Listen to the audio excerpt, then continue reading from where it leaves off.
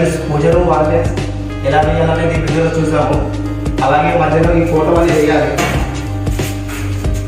మధ్యలో ఈ ఫోటో వేయాలి.